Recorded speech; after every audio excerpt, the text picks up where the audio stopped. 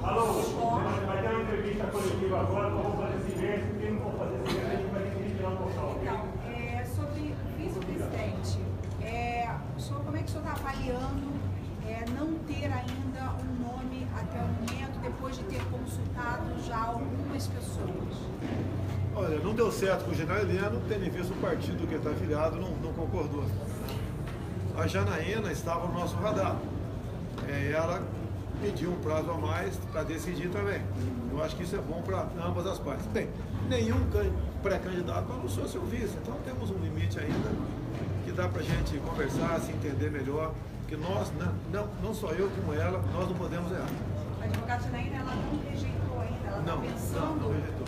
Se ela tivesse rejeitado, eu acho que não estaria aqui até, né? Se bem que ela falou de qualquer maneira, estará conosco nessa caminhada. O que você achou do discurso dela? Uma crítica Não, ela tem que ter a liberdade de se expressar, né? Deu a opinião dela. Eu não posso ter uma pessoa que vai ser uma vice comigo, afinar 100% do discurso. Meu Deus, uma opinião ali. Da minha parte, sem qualquer problema. Oi? Ela tem, assim, eu decidi há muito tempo, há 4 anos decidi minha vida, né? E ela há pouco tempo foi contactada. Ela tinha a pretensão de disputar uma Câmara de Deputados, a Assembleia Legislativa de São Paulo, onde ela tem sua família, manteria sua rotina de ir e vir ali. Uma vice-presidência, ela vai ter uma vida completamente alterada. Ela é mãe, né? Pelo que eu sei, ela tem 2 filhos, tá? E tem que consultar a família. Então, é isso daí que, no meu entender, está atrasando um pouquinho uma possível decisão da parte dela. Além da Janaína, existe um outro nome que ainda está sendo estudado? A gente não foge dos filiados ao PSL, ou algum militar que porventura esteja na ativa, né? Porque não precisa estar afiliado. Então o nome existe. O próprio Luciano Bivar, que é presidente do partido, tá? O Marcelo Álvaro Antônio, que é deputado federal em São Paulo, em Minas Gerais. Então a nossa lagoa é muito pequena para pegar um vice. Mas vai sair um vice, de qualquer maneira. Dificilmente virá de outro partido, dificilmente. PSC não? Olha, pode ser, exceto que os partidos de esquerda, né? A gente está aceito a propensa a conversar, não tem problema. Podemos conversar com o PROS também, depende do que eles botarem na mesa. Então o PR tinha acertado no primeiro Magno Malta e ponto final. Daí quando o Magno Malta resolveu disputar o Senado em São Paulo, para mim não foi surpresa, que ele já vinha demonstrando isso há algum tempo, e daí o partido quis negociar outras coisas que para mim não deu certo. Quando a advogada falou em ter pensamentos, não só um pensamento único, o senhor entende que isso também é a possibilidade de outros partidos também participarem da campanha? Eu acho que ela se referiu mais a pessoas, né? Eu não posso, por exemplo, eu defendo a responsabilidade penal, vários de itens. Não é porque tem uma pessoa que discorda de um item e outro, eu vou ter que afastar desse projeto nosso. Eu acho que a ideia dela foi por aí. Qualquer partido, não, exceto aqueles de esquerda, né? A gente pode conversar, e a conversa tem que ser à luz do dia. Não negocia o ministério, diretorias de banco, estatais, isso não está na pauta de negociação. Deputado, falando em ministério, uma das propostas que o senhor falou ali foi difundir alguns ministérios e privatizar ou extinguir algumas estatais. Quais seriam os ministérios que o senhor difundiria, as estatais que o senhor privatizaria? O ministério, no momento, extinguir das cidades, dinheiro diretamente para o município. Até que é o ministério que mais dá problema para o governo. É a cereja do bolo. O pessoal quer, eu acho que está muito preocupado em fazer boas casas para o povo, e não outras coisas. Ironia, porque fazendo planejamento, no meu entender, tem que ser um só, e agricultura e meio ambiente, para acabar com essa briga que existe nesses 2 ministérios. Mas e as estatais? Hã? Seria juntar esses dois. Juntar, sim. E as empresas, as estatais? São em torno de 150 estatais que tem no Brasil, de cabeça assim. Esse estudo está sendo feito pela equipe econômica nossa, está praticamente concluído, né? Por enquanto não quer antecipar isso daí. Mas, por exemplo, empresas estatais, no meu entender, não tem que ter privatização. Por exemplo, a TV brasileira, tá? Tem que acabar com isso, 1 bi por ano de... Ele falou que tem que ter. Tem que ter estatais. Nenhum país do mundo abre mão, não deixa de ter estatais. Só falou em estratégia. É, não está Estratégia, geração de energia. Então, por exemplo, geração de energia. A própria Petrobras, da minha parte aqui, você pode, alguns braços dela você pode privatizar. O miolo é cedo ainda, você falar nesse assunto.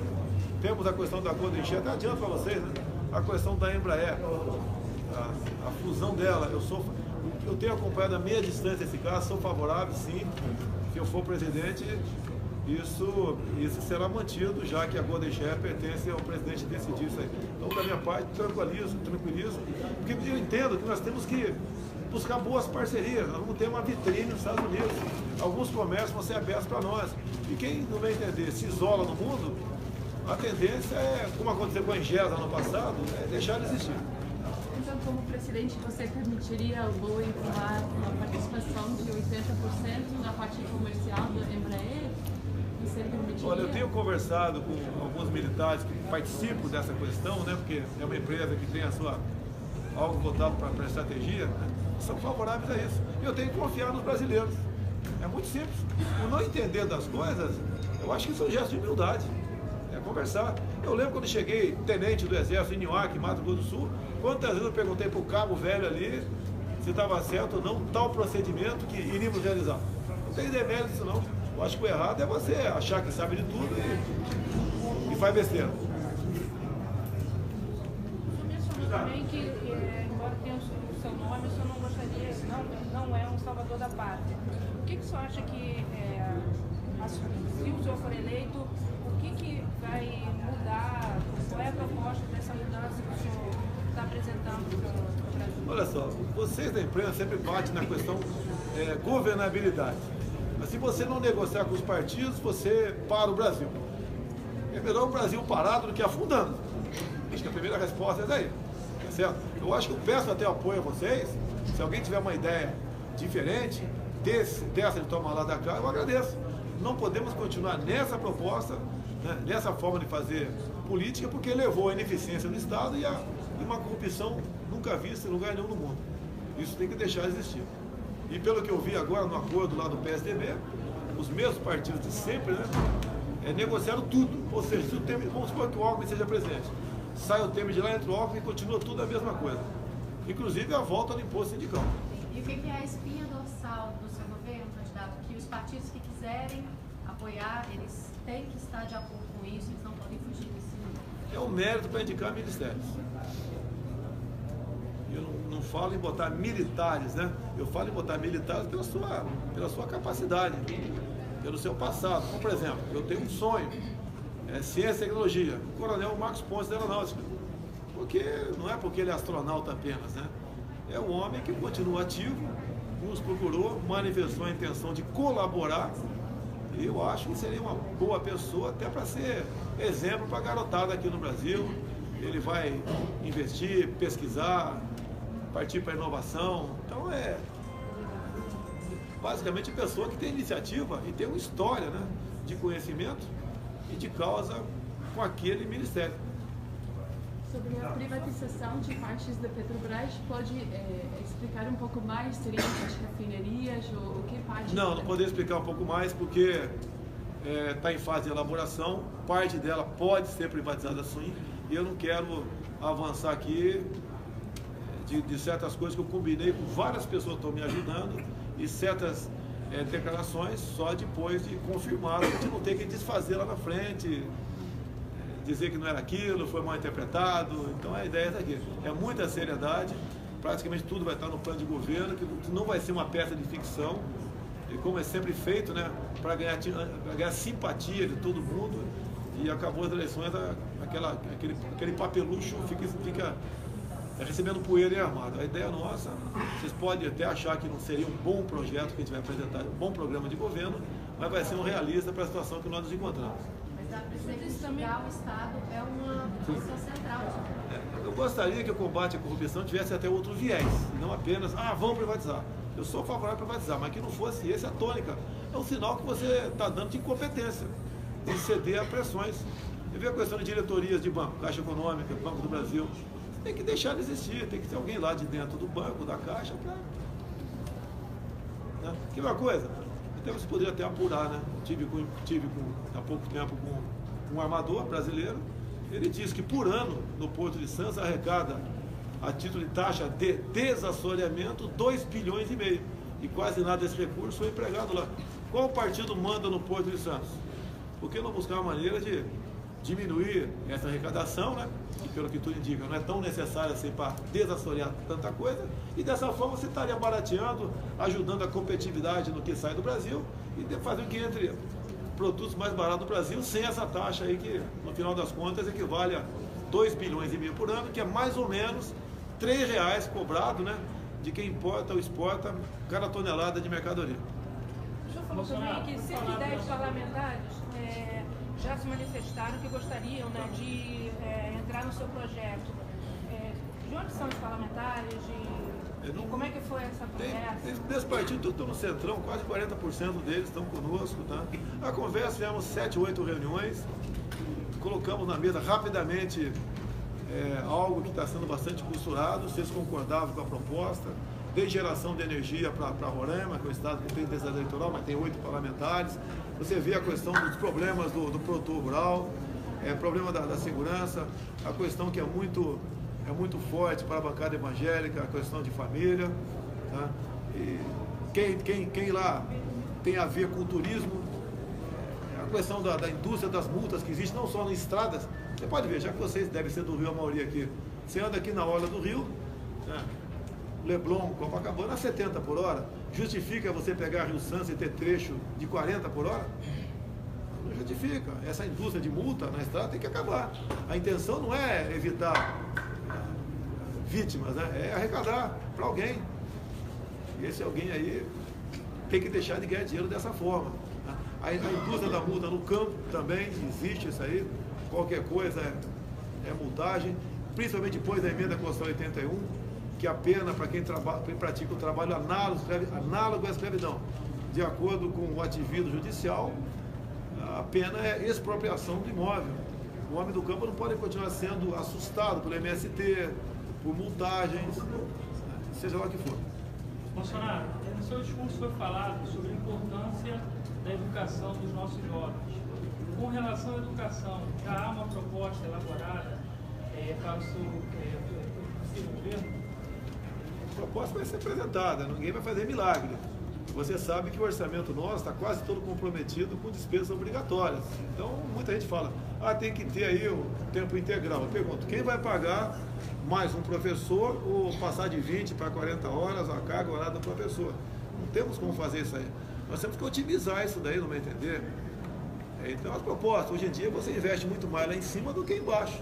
Tem que começar devagar, não dá para fazer de uma vez só, né? Investir muito mais embaixo do que em cima, ensino fundamental. É a questão de currículo escolar. Tem que acabar com essa história de ideologia de gênero. Tem que botar a escola sem partido também. Tá? Em algumas universidades você forma aí militantes. Você pega as 200 melhores universidades do mundo, não tem nenhuma do Brasil. Nós temos que dar chance às universidades a pesquisar. Uma patente no Brasil leva em média 10 anos. Então tem muita coisa errada que não é fácil você acertar isso aí, mas nós temos que começar acertando. Muitos apoiadores do senhor, muitas pessoas que estavam aqui fizeram muitas críticas ao trabalho da imprensa. Queria que o senhor falasse um pouco sobre como vai ser o seu relacionamento com a imprensa agora que o senhor já está oficializado como candidato a presidente. Não, sem problema nenhum. Né? Eu já disse muitas vezes na Câmara, no pronunciamento coletivo para vocês, que o governo, com verbas próprias, né, dele, estava comprando, entre aspas, o silêncio de vocês. Eu sempre fui, agir de forma radical contra o controle social da mídia, a questão do marco civil da internet. Olha, tem um problema acontecendo agora aqui, ó, viu ontem não, foi no Jornal Nacional. O WhatsApp vai ter um limite, você passar 20 mensagens apenas, está muito esquisito, né? 20 mensagens apenas? Por que isso? Para combater fake news? Pelo amor de Deus. Hoje em dia todo mundo já sabe praticamente que é um fake news aí. Você vai fazer seu filtro. No meu entender, é para nos prejudicar nas eleições. Essa é a medida. Nós aqui aprovamos o voto impresso lá atrás. Lamentavelmente a senhora Raquel Dodge propôs uma ação direta de inconstitucionalidade baseada numa coisa que eu confesso que não entendi. Ela diz lá na ação dela, né, que a impressão do voto comprometeria a segurança das eleições. Confesso que não entendi. E o Supremo embarcou nessa aí. Ok? Então vejo que existe sim a questão de vocês para comigo, parte de vocês existe. Sempre conta a metade. Né? Ah, ele disse que ela não merecia ser estuprada. O que aconteceu antes ninguém conta. Ninguém fala o que aconteceu. Então essas brigas são contadas pela metade. Eu sou um deputado de entrar em campo e lutar pelos meus ideais. Nunca dei um soco em ninguém, nunca ameacei ninguém de arma de fogo, nada. É o campo das palavras. E de acordo com o artigo 53 da Constituição, eu tenho imunidade para falar. E não para fazer outras coisas que está cansado de ver, que alguns colegas infelizmente fazem no Brasil. Deputado, o Severino Mota aqui nesse vídeo. E aproveitando esse tema que o senhor falou de, às vezes, essa questão do estuprado, como você falou antes, tem alguns temas que de vez em quando são recorrentes, por exemplo, nesse caso da Maria do Rosário, ou na questão dos quilombolas, e o senhor já deu as explicações todas e por que o senhor deu essas declarações. Minha pergunta, na verdade, foi em outro sentido. O senhor se arrepende de ter dado essas declarações? Olha, de cabeça fria, você não daria isso. A questão da Maria do Rosário aconteceu em 2003. Ela defendendo um estuprador e homicida menor de idade. Aí teve um entreveiro. Eu pergunto se era estuprador, disse que era, daí eu entreveiro todo e estou, 15 anos depois, com problemas. Agora, olha só, há 2 anos e pouco nós votamos uma proposta de emenda da Constituição para reduzir a moralidade penal para o menor estuprador. E a Maria do Rosário votou contra. Ou seja, para a senhora Maria do Rosário, a molecada, alguns, 16 e 17 anos, pode estuprar e matar, que ele vai ser punido à luz do ECA. Sabe que, a não ser um caso específico como Champinha, né?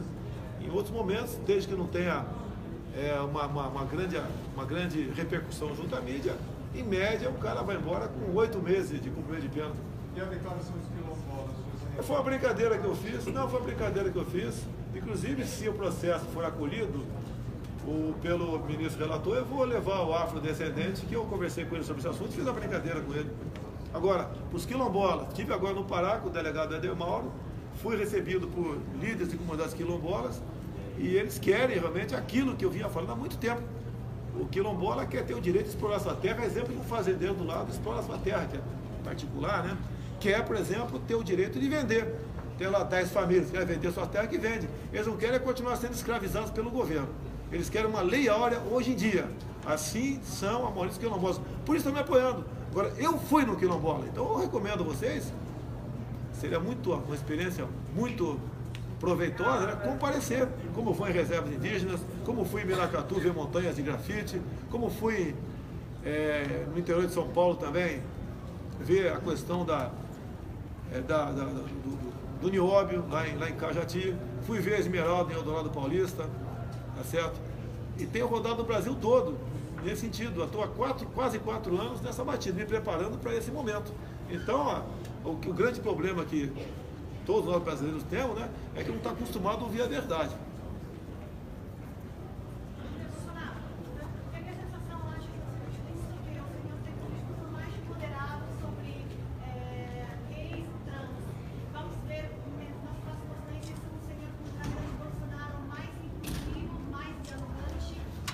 Eu sempre me desculpa aqui. Você sabe se eu sou gay? Por que eu tenho que expor a minha sexualidade, a minha opção, para ganhar algum direito do Estado, uma lei diferente? Matar um hétero, um homo, qual a diferença? É um crime bárbaro. Independente de mim, vai apodrecer lá, vai ter pena máxima, 30 anos vai apodrecer lá. Não temos que começar a achar que determinadas pessoas, né, têm mais ou menos direitos de acordo com cor de pele, de acordo com a sua opção sexual. Ok? É isso que eu penso. Até quando falo em afrodescendente para mim, eu costumo dizer que eu sou, se for presidente, né, eu serei daltônico. É igualdade. Até vale a pena uma história rápida aqui. Eu estava na Paraíba, se não me engano, com o Júlia Lemos, do meu lado, e foi perguntada a questão de cota para negros. Eu respondi o seguinte: qual a diferença de um sofrido nordestino para um sofrido afrodescendente? Imagine 2 homens, um afrodescendente e um paraibano no pilotismo de um prédio. Cada um tem um filho de 18 anos de idade. Presta um vestibular. O afrodescendente tira meia dúzia e entra na faculdade. O paraibano tira 8 e não entra. Que exemplo o que nós estamos fazendo para esses dois homens sofridos, que são porteiros, num prédio. Por que essa discriminação? Acabar com essa história de vitimizar, tudo culpar a sociedade. Ah, só porque eu sou negro, ah, porque eu sou isso, ah, porque eu sou aquilo. Somos iguais, é meritocracia. E ponto final, no que depender de mim, é meritocracia. E pode ter certeza, tem uma pesquisa entre afrodescendentes, a maioria contra a sessão de cota. Afinal de contas, quando entra a cota, entre um pedreiro negro e o Pelé, por exemplo, negro, qual neto desses dois tem mais chance de entrar na faculdade? É o neto do Pelé. Então tem que ter essa história de nos dividir, somos iguais. É justo a minha filha ser cotista? O meu sonho é o Paulo Negão. O senhor acha que existe racismo no Brasil? Existe em qualquer lugar, existem os imbecis que praticam, e quando praticam tem que mandar pro pau esse cara. O senhor entende que no Brasil existe? Existe algum racismo? Não é a esse nível que vocês propagam. Existe. Agora, o que é racismo? É você não vai entrar nesse elevador porque você é afrodescendente. Eu não vou te promover, sou o capitão. Não vou te promover a cá porque você é afrodescendente. Isso que é racismo. E não é, às vezes, uma brincadeira, como querem. Inclusive está no Supremo pronto com parecer favorável. Isso, talvez você não saiba disso, né? Com parecer favorável do Ministério Público é homofobia. É tipificar a homofobia como se racismo fosse. Vamos acabar com essas divisões. Não tem mais alegria de contar uma piada no Brasil. Uma piada de baiano, de cearense, de nordeste, de goiano, de gaúcho, de carioca esperto. Acabou a alegria. Gaúcho não. Candidato, o senhor mencionou no seu discurso uma situação sua, uma declaração de que no passado chegou a dizer que fecharia o Congresso. Diante do fato de que muito provavelmente o Congresso Nacional não vai ser renovado de maneira sólida, queria tentar entender de forma prática o que o senhor pretende apresentar para tentar dar fim a esse toma lá da cá e diminuir a influência do Centrão. Olha, seria irresponsabilidade da minha parte buscar por uma eleição sem condições de governabilidade. Isso quem coordena esse grupo meu é o deputado Onyx Lorenzoni, não sei se está aqui, ok? É que coordena, fizemos 7, 8 reuniões, em torno de 110 deputados federais, que querem realmente, né, incorporar esse espírito de buscar soluções no Brasil sem ficar ligado ao líder sindical partidário que geralmente existe dentro da Câmara. Mas o que o senhor vai apresentar? O grande pacotão que nós temos para apresentar, está bastante rascunhado, é atender todos os setores da sociedade, não vamos impor cota de sacrifício para ninguém, okay? Nós temos que destravar a economia, desburocratizar, fazer com que os fiscais não usem a discricionalidade para multar, jogar pesado na questão da violência, mexendo em alguns artigos do Código Penal. Se você, por exemplo, conseguir diminuir a violência no Brasil, acabar você não vai, você, por exemplo, volta a ter turismo. Qual país do mundo tem o que nós temos de costas e pantanais sul-mato-grossenses, região amazônica e tantas outras maravilhas que só nós temos? Por que não tem turismo no Brasil? A primeira coisa que o turista vê não é nem infraestrutura, é segurança. Ele vem para cá, vem com a barraca nas costas e vai para o mato, sem infraestrutura nenhuma. Mas quando não tem segurança, já era. Você quer ver uma coisa, quando se fala em meio ambiente? Olha a Baía de Angra, acho que todo mundo conhece aqui. Aquela baía na mão de espanhóis, por exemplo, estaria faturando bilhões de reais por ano com turismo. Demarcaram tudo com uma estação ecológica. Não pode fazer mais nada lá. No raio de 1 quilômetro de 29 acidentes geográficos, não pode ter qualquer atividade humana. Me multaram covardemente há 4 anos atrás, no alto lá de infração, né, pescando em local proibido. Foi numa terça-feira, 12h30. Na terça, às 3 da tarde, eu tenho a certidão que eu meti o dedo num painel de votação da Câmara, então eu não estava lá. Então essa covardia, essa perseguição tem que deixar de existir. Por decreto, eu revogo, né, esse decreto e vamos abrir a Baía de Angra por uma licitação para nós realmente fazer com que aquela região renda, né, turismo, e com o turismo se mantenha a região da forma que tem que se manter. Que hoje em dia, se qualquer um de vocês for de madrugada ou de noite lá, extrai madeira, pesca com bomba, cerca boca de rio para tirar robalo, que agora não, mas é de novembro a fevereiro, a época da procriação, você faz barbaridade. Fica esse pessoal lá apenas usando como um feudo deles. Esses fiscais de lá vão para Surucucu tomar conta de capivara, e jaguatirica, onça e outras coisas mais. Eu gravei sim com ele. Ele foi na casa de um colega meu, tinha um equipamento de graça, não pago nada para ele. Foi convencido por um amigo dele e ele gravou algumas imagens comigo. Não, não tem nada a ver. Olha, que você soubesse como eu tenho, não da forma do Lula não, né? Porque eu tenho de gente, de amigos que querem colaborar, estão colaborando dessa forma, bastante gente. O custo meu, eu tenho falado, eu vou gastar no máximo 1 milhão comigo, se é que vou gastar. E ponto final. Afinal de contas, o voto, né, é responsabilidade do eleitor, não é minha de poder receber. Quem quer mudar, eu acho que eu sou mudança. Costumo dizer, comigo pode errar, com os outros já erraram. Olha o que está acontecendo com o Centrão. Já está acertado, vai manter os mesmos ministros que precisam de foro privilegiado. Já está acertado que tem um indulto do Lula e companheiros.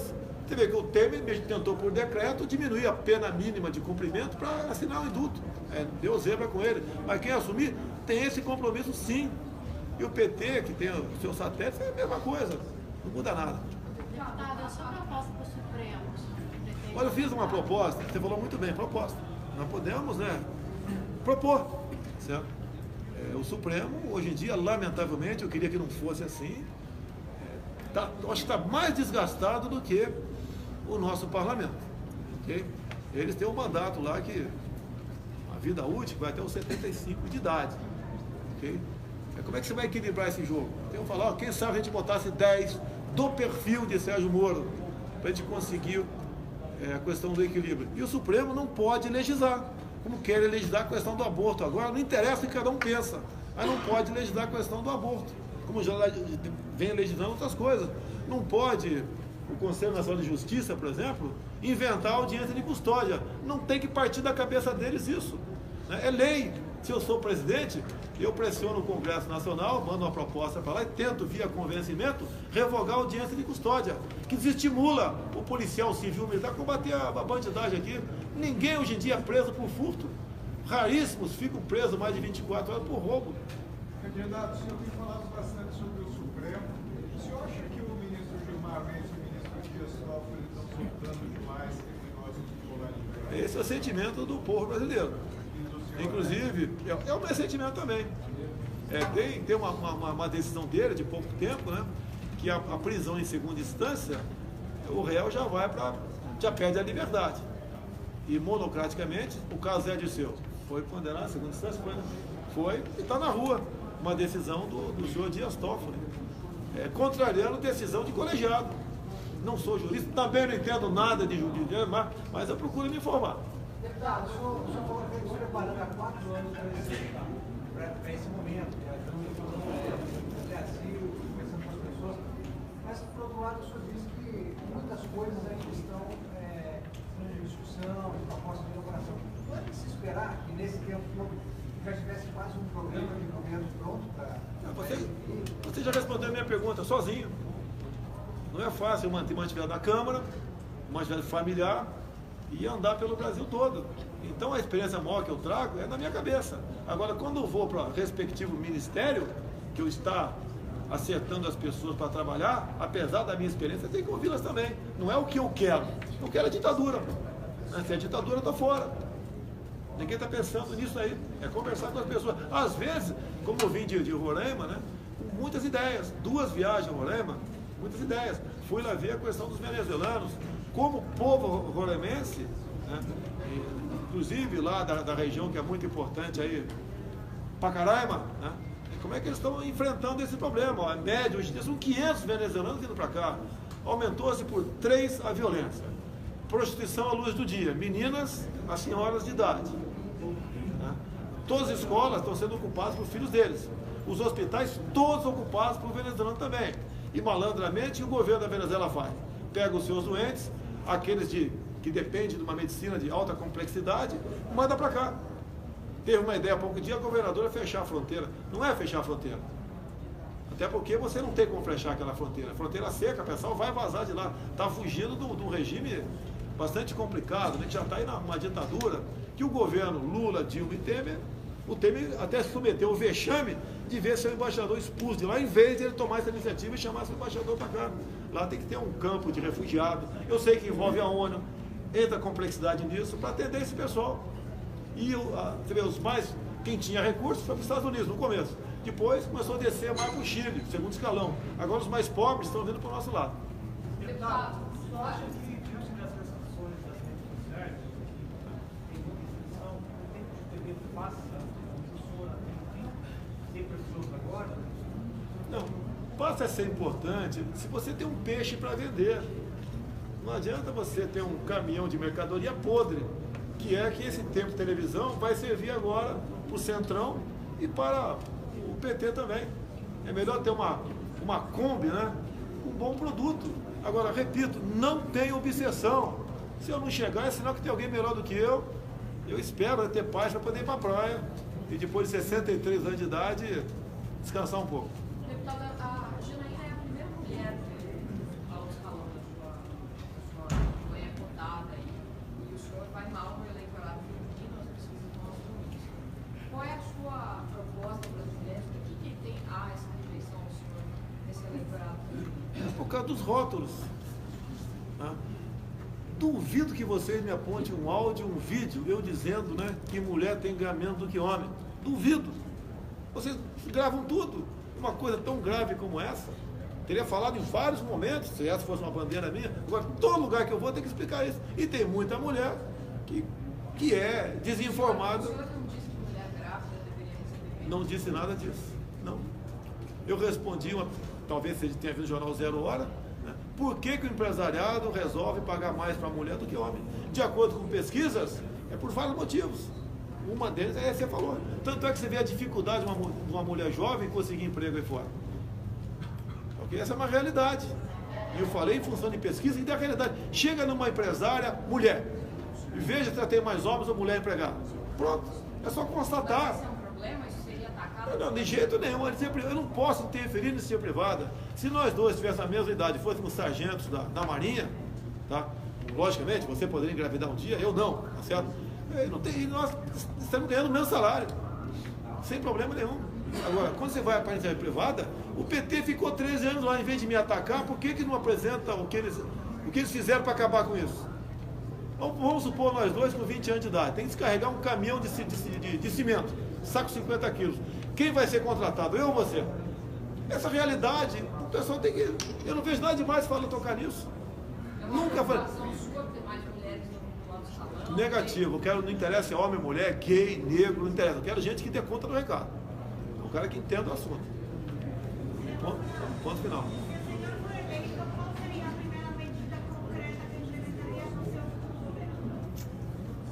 Primeiro é escalar o time, né? É escalar o time. De pessoas realmente que entendam daquela respectiva área. Né? O Brasil é um país muito complexo, muito grande, continental. Que entenda do assunto e atenda às necessidades de fazer com que o nosso povo seja mais feliz e também governar pelo exemplo. Da minha parte, eu comer uma lagosta, um ovo é a mesma coisa, não tem diferença nenhuma. Sempre foi assim. Sempre comi o que o soldado comeu no quartel. Nunca paguei uma missão para um soldado que eu não estivesse na frente. Eu acho que tem que ser exemplo, dessa forma aí. Por decreto, me deu até uma ideia, não tinha pensado nisso. Por decreto, quem sabe, reabrir o prazo para recadastramento de arma de fogo. A gente legaliza quase 8 milhões de pessoas que estão na ilegalidade. Porque o governo não é negligente, por maldade, não renovou o prazo de registros quando venceu aquele prazo de 3 anos. Não vou dizer que é a primeira, você me deu uma boa ideia, eu agradeço aí. Para quem é a favor do desarmamento, eu agradeço a você aí, essa proposta. Quais serão as suas medidas para combater o tráfico de armas? Tráfico de armas? Olha só, nós temos uma fronteira quase toda seca, 17 mil quilômetros. Nós temos no Exército o programa CISFRON. Né? Tive em Israel, conversei por alto. Tive na Embraer, Israel. E aí? Okay. Fui lá ver a casca dos drones, que ninguém vê nada lá, nem telefone você entra.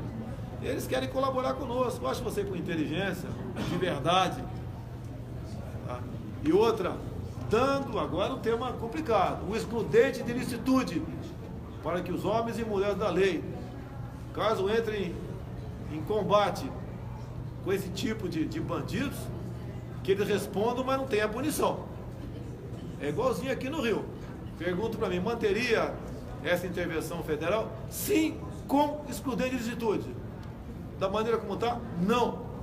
Votei favorável ao decreto presidencial. E pelo que eu estou sabendo, assessorado por alguns aí, a violência, como um todo, cresceu. Se estamos em guerra, os dois lados podem atirar. Um policial aqui do Rio de Janeiro, falo muito de policial militar porque ele está exposto, o civil não está exposto. Né? Está exposto quando está em operação, o seu uniforme, mas como regra, o policial militar, se ele atira, vai para a cadeia. Se não atira, vai para o cemitério. Já fui dezenas de enterro lá no Sorocaba. Eu fico triste com isso e não poder buscar a solução para isso. Ninguém quer dar poder policial matar.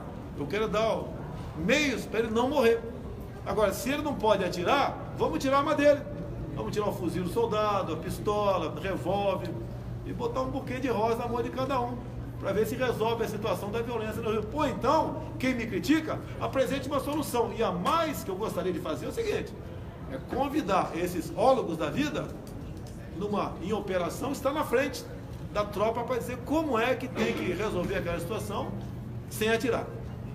Agora, a intervenção aqui no Rio, até o momento, não apresentou nenhum resultado significativo sobre a violência. O que o senhor acha? Olha só, no Haiti, a grande pergunta é o seguinte, por que no Haiti, em especial o Exército, mais presente lá, né, resolveu o assunto?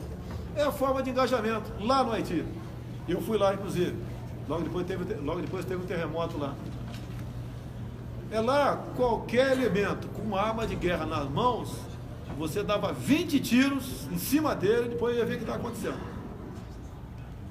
Imagine se um policial fizer isso aqui, acertar 3 tiros no vagabundo, um fuzil, mesmo com uma extensa ficha corrida. O que vai acontecer com esse policial? Daí que acontece? Dadas essas formas de combater, entre aspas, aqui, o policial acaba, com todo respeito a eles, um pouco mais de inteligência, não entra em confronto, sai fora. O deputado, durante a gestão de estatística, mostra que o moto de confronto aumentava, na verdade. Aumentou muito pouco, né? Quando se fala em 60 mil mortes por ano, eu quero saber quantos honestos, quantos bandidos morreram. Eu tenho que diminuir o número de honestos, se for o caso, aumenta o número de bandidos. Eu não posso contar a morte de um cara que está com um fuzil, com uma extensa ficha corrida. A morte dele equivale à morte de uma senhora que levou um tiro na cabeça num sinal luminoso. Há uma diferença enorme entre essas duas pessoas, enorme. Não são seres humanos, não. A mulher é ser humano. Ele, para mim, não. Para mim está arriscado, está fora do mapa. Mas, na sua opinião, onde é que a intervenção está errando que não consegue... Eles não têm exemplo do Haiti, eles não têm uma forma de engajamento definida em lei. Olha, para nós aprovarmos em Brasília, levar os militares, né, em especial das Forças Armadas, para auditoria militar e não para tribunal de júri, levou mais de um ano. Porque a senhora Flávia Piovesan, indicada política da irmã do Temer para a Secretaria de Direitos Humanos, fazia lobby constantemente. Contrário a isso, grande espaço acompanhava aqui no Rio, né? Você era obrigado a ler, dada a minha função, né? Os editoriais dela, de 15 em 15 dias, do jornal o Globo. Dá asco de ler aquilo. Asco. Pessoal, muito obrigado. Descansar. Obrigado.